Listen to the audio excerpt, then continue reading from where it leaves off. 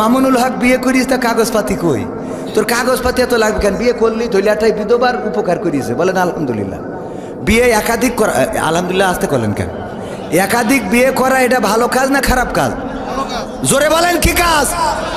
ভয় করতে মা বোনেরা আছে তো, আজকে বাড়ি গেলে ধরবেন যে তুমি ভালো কাজ এটা বলিলে ধরবেন না চেয়ারম্যান সাহেব, বলবেন তুমি বলিলে কিনা, আপনি তো বলেননি, অসুবিধা সাহস পায় না অনেকে। এই ভালো কাজ না খারাপ কাজ? হ্যাঁ, একাধিক বিয়ে করবেন, বিধবাদের সহযোগিতা করবেন, ও ডিভোর্সিদের সহযোগিতা করবেন। অনেকের সংসারের মিল মহব্বত হয় নাই, ডিভোর্সি, এই ডিভোর্সি মেয়েকে বিয়ে করলে কোনো অসুবিধা আছে?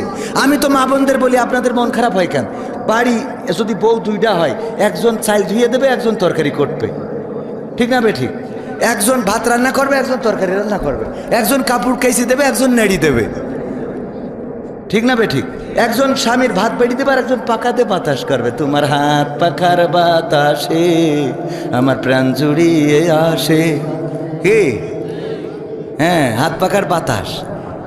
যদি গোলমালও করতে হয়, ঝগড়া করতে হয়, তাও তো পাড়ায় যাওয়া লাগবে না, পর্দার মধ্যে থেকে বাড়িতে চুল ছিঁড়াছিড়ি করতে পারবে। সুবিধা আছে না নাই? সব সুবিধা ঘরের মধ্যে এক চান্সে পেয়ে যাচ্ছেন। স্বামীর যদি আর একটা বিয়ে দেন, বলেন আলহামদুলিল্লাহ। তাও আসতে কয়, এই যুবকরা কো আলহামদুলিল্লাহ। হ্যাঁ, যুবকদের মনের মধ্যে সাহস আছে, তাই একটা বিয়ে করার পরেও শেষ, ও মরি যাবে। পুরুষ মানুষ কয় রকম? কয় রকম?